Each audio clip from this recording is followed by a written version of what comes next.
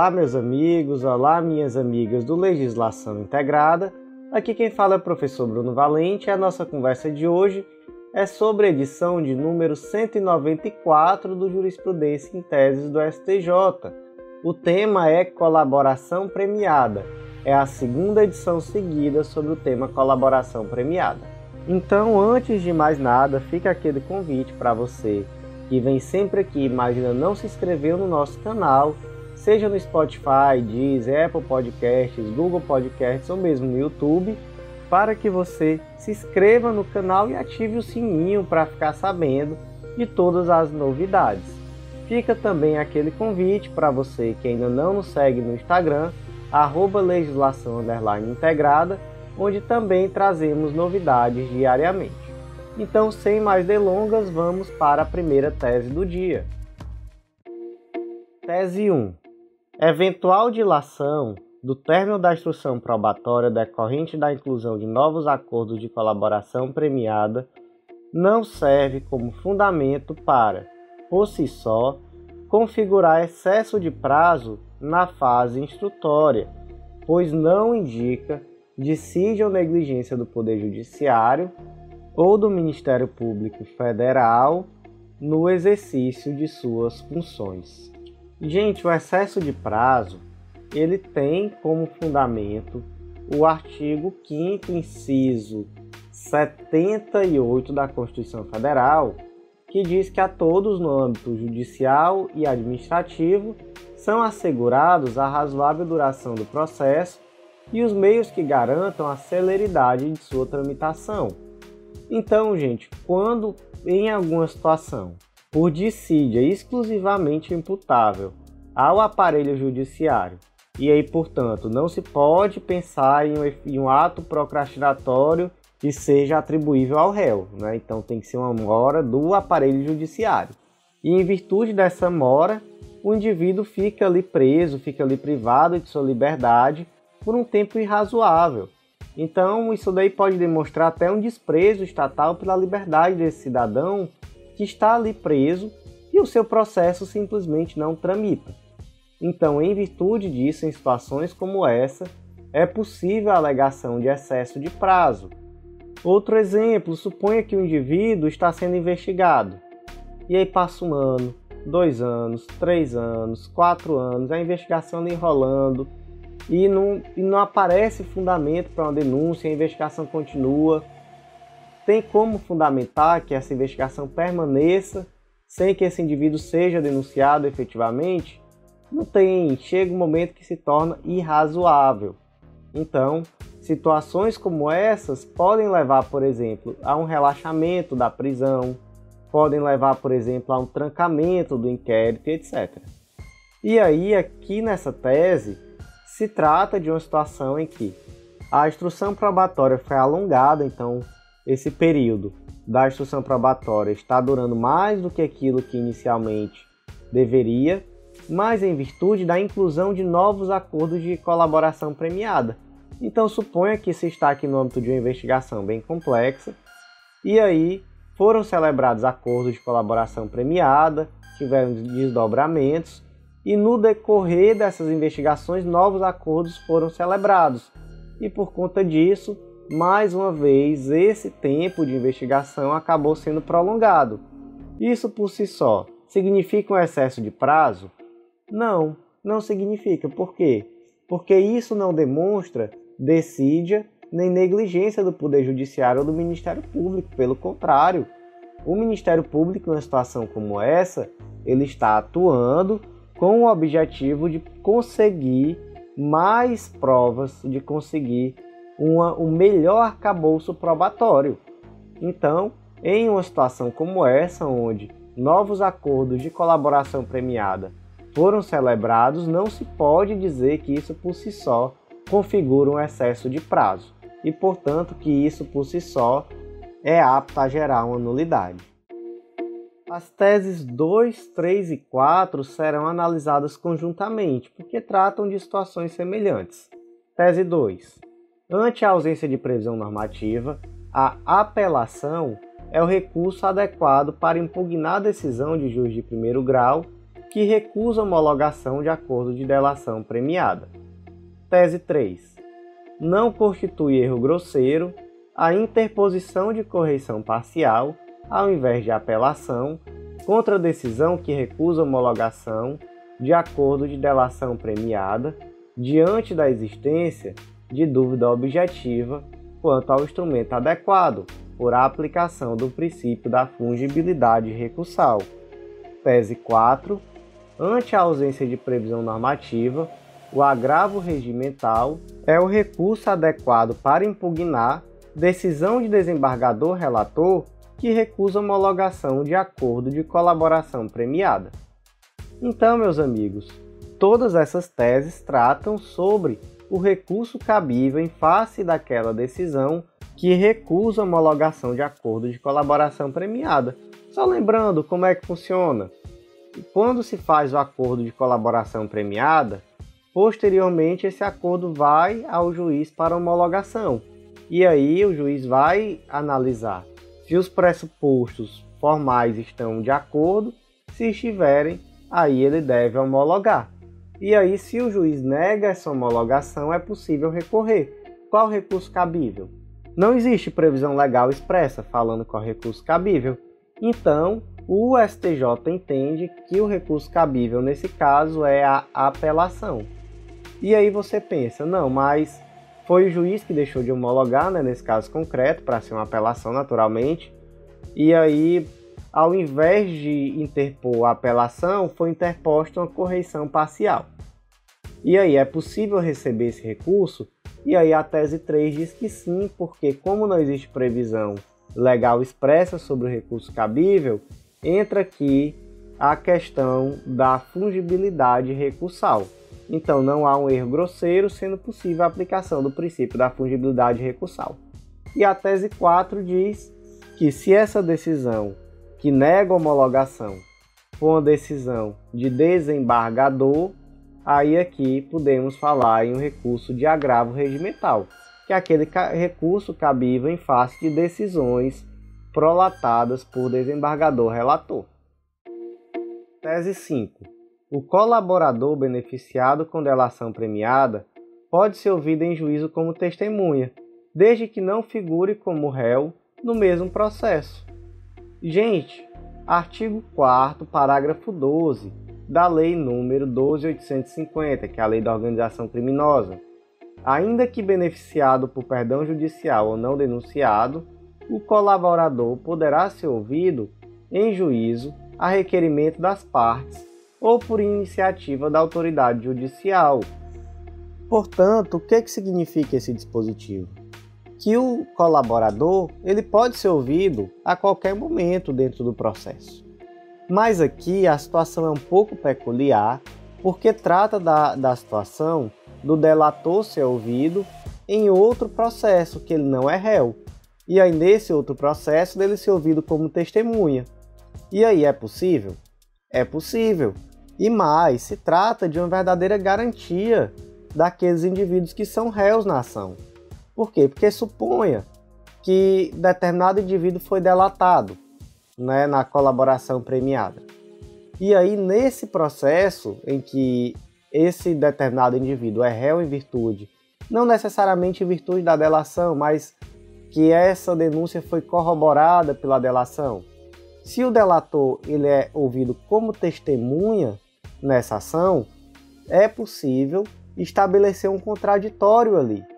Então, por exemplo, o advogado do réu vai poder fazer perguntas, vai se poder ouvir na melhor forma possível esse delator agora na condição de testemunha. Vai ser possível que esse advogado se manifeste de uma forma mais ampla dos termos desse testemunho. Então, não só é possível, como é algo que valoriza o contraditório e a ampla defesa. Tese 6. É possível a oitiva do coautor colaborador, constante ou não no processo. Exige-se, contudo, que a condição de favorecido com acordo de colaboração premiada seja de conhecimento do acusado. Então aqui já é uma situação em que o indivíduo ele vai ser ouvido. Se ele é coautor, Então aqui ele não é uma testemunha, ele vai ser simplesmente ouvido. E aqui entra exatamente lá no artigo 4º, parágrafo 12. A qualquer momento ele pode ser ouvido a requerimento das partes ou por iniciativa da autoridade judicial. Qual o único detalhe?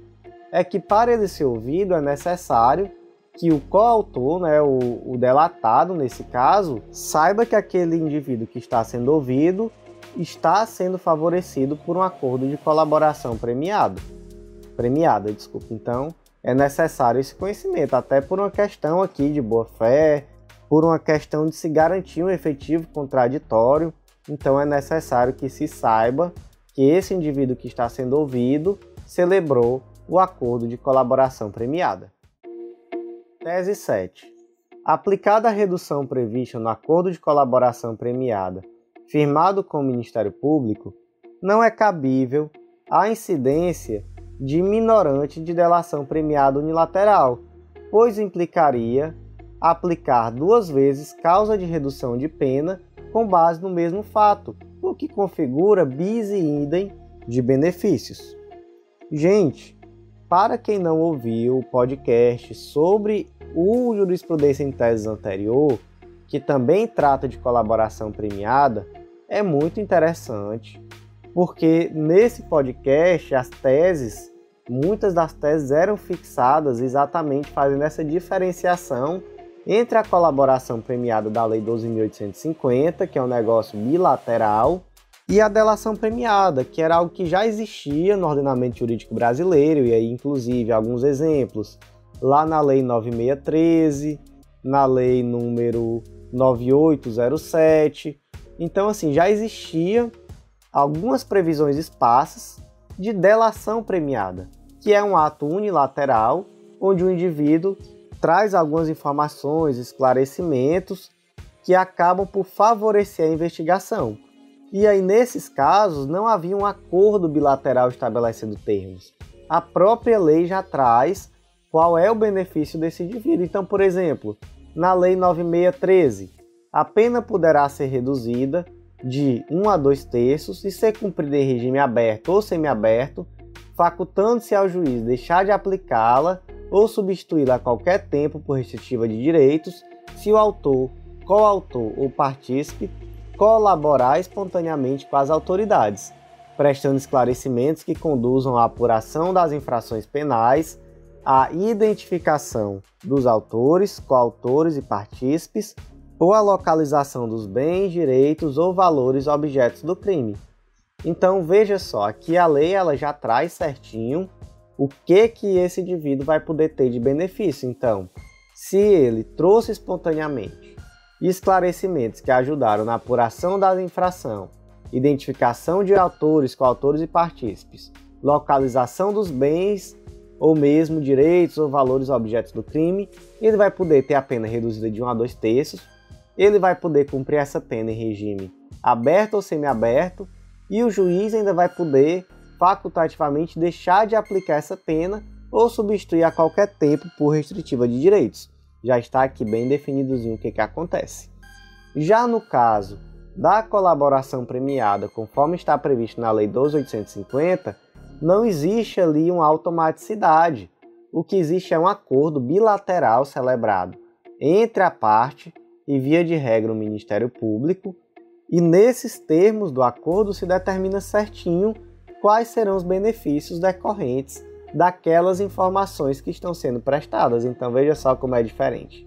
Agora aí eu te pergunto, é possível então aplicar cumulativamente os benefícios da colaboração premiada da Lei 12.850 com os benefícios da delação premiada unilateral, que aí pode estar prevista, por exemplo, na Lei 9613, que trata sobre lavagem de dinheiro, ou mesmo, enfim, qualquer outra lei que tenha situações como essa? Não é possível, porque aí seriam bis e idem por um duplo benefício em virtude do mesmo fato. O fato aqui foi a delação. O indivíduo delatou, trouxe informações que ajudaram na investigação. Se já foi feito um acordo determinando quais serão os benefícios, a ele não serão aplicados os benefícios que estão previstos lá na lei, por exemplo, 9613, no artigo 1º, parágrafo 5º, que é aquele que eu falei, redução da pena, enfim, até mesmo a possibilidade de deixar de aplicar a pena. Não, nesse caso vai ser aplicado aquilo que foi acordado no acordo de colaboração premiada com o Ministério Público. Tese 8. A concessão dos benefícios legais decorrentes da delação premiada depende da efetiva e eficaz contribuição do agente colaborador. Gente, aqui vamos lembrar daquilo que a gente leu, por exemplo, lá na tese 7 do artigo 1º, parágrafo 5º da Lei 9613, que trata da lavagem de dinheiro. Lá vem descrito quais são os benefícios do indivíduo que colabora espontaneamente com a investigação. Agora, qual é a situação? Imagine que o indivíduo trouxe ali uma série de informações, mas essas informações não foram efetivas ou eficazes. E aí é necessário, mesmo assim, aplicar esse benefício decorrente dessa suposta colaboração ou delação premiada, e a resposta é negativa. Porque, gente, delação premiada não se confunde com confissão. Na confissão, o indivíduo que confessa o crime, ele vai ser beneficiado com o atenuante lá na segunda fase da dosimetria. E aí, nesse caso, não interessa se essa confissão foi judicial ou extrajudicial, se foi parcial, se foi posteriormente retratada, se a confissão foi utilizada na decisão, enfim, não interessa nada disso. Confessor, ele vai ter necessariamente um atenuante na segunda fase da dosimetria. Ponto. Agora, delação premiada é diferente. Para que esse indivíduo seja beneficiado em virtude de uma delação premiada, essa informação tem que ser efetiva e eficaz. Então, veja só, por exemplo, lá na Lei 9613, prestando esclarecimentos que conduzam à apuração das infrações penais, a identificação dos autores, coautores e partícipes, ou a localização dos bens, direitos ou valores objetos do crime. Olha só, exige-se aqui que essa informação tenha sido eficaz e efetiva a qualquer um desses fins. Lá na Lei 9807, o que se exige? Exige-se que esse indivíduo, o indiciado ou acusado que colaborar voluntariamente com a investigação policial e o processo criminal na identificação dos demais coautores ou partícipes do crime, na localização da vítima com vida ou na recuperação total ou parcial do produto do crime. E aí, nesse caso, ele terá a pena reduzida de 1 a 2/3. Então, olha só o que se exige também, algo específico, né? Não basta, inclusive, confessar, simplesmente confessar, desculpe. Confessar é um atenuante. Delação premiada, colaboração premiada são coisas diferentes. No caso aqui da colaboração premiada da Lei 12.850, mesma coisa, olha só. Aqui se exige resultados. Quais são esses resultados? Identificação dos demais coautores e partícipes da organização criminosa e das infrações penais por eles praticadas, revelação da estrutura hierárquica e da divisão de tarefas da organização criminosa, prevenção de infrações penais decorrentes das atividades da organização criminosa, recuperação total ou parcial do produto ou do proveito das infrações penais praticadas pela organização criminosa e a localização de eventual vítima com sua integridade física preservada. E aqui, nesse caso, pode ser um ou mais desses resultados, mas é necessário que haja resultado. Se não houver resultado, não há sentido em benefício de colaboração premiada ou de delação premiada.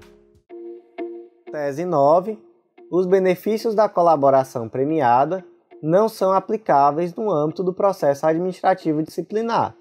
E aqui, gente, o argumento é simplesmente a ausência de previsão legal, veja só. Não existindo nenhuma previsão legal que imponha ou faculte à administração pública, no exercício de seu poder disciplinar, a extensão das benesses da colaboração premiada ao processo administrativo disciplinar, não há que se falar na sua aplicação analógica em proveito do servidor público ora acusado. Então, gente, por ausência de previsão legal, seja autorizativa ou seja impositiva, de aplicação dos benefícios da colaboração premiada no âmbito do processo administrativo disciplinar, não é possível, então, essa aplicação. É isso que diz a tese 9.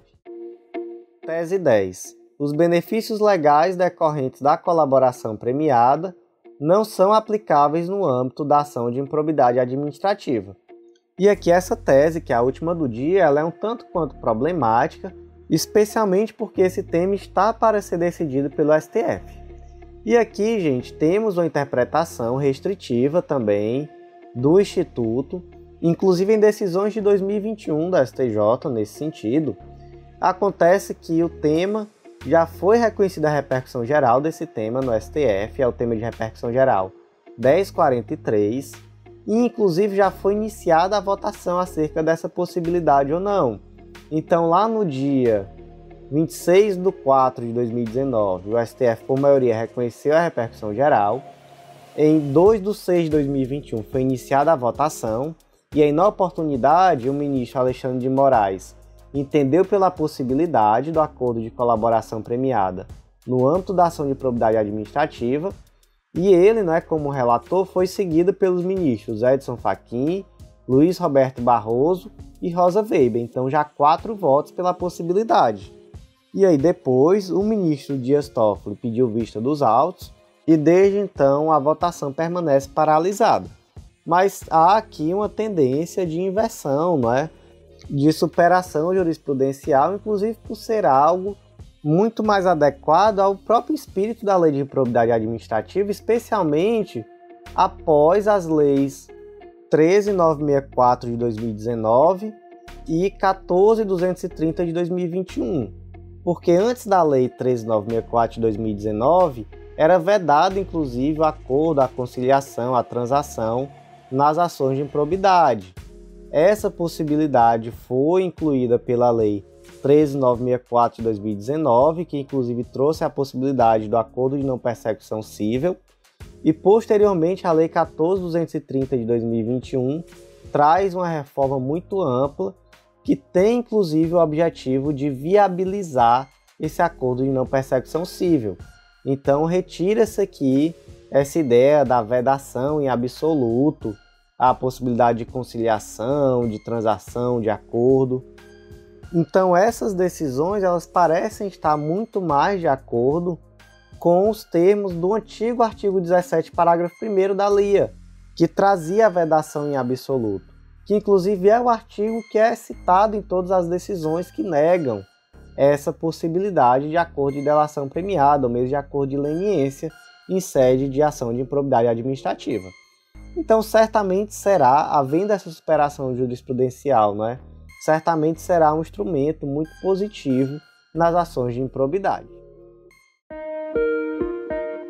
Então, meus amigos, por hoje foi isso. Eu agradeço muito a você que ouviu até o final e faço aquele convite de sempre para você que ainda não conhece o Clube da Lei. Acesse legislaçãointegrada.com.br e vem conhecer esse material que vai te dar um estudo completíssimo, super organizado e atualizado de lei seca e jurisprudência. Com certeza, em relação a esses dois pilares, lei seca e jurisprudência, é tudo o que você precisa, não só para a sua prova, mas também no seu dia a dia profissional.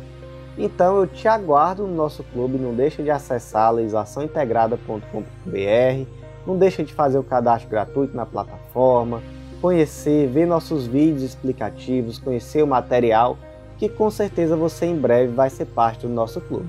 Então, meus amigos, por hoje foi isso. Agradeço a vocês e até a próxima.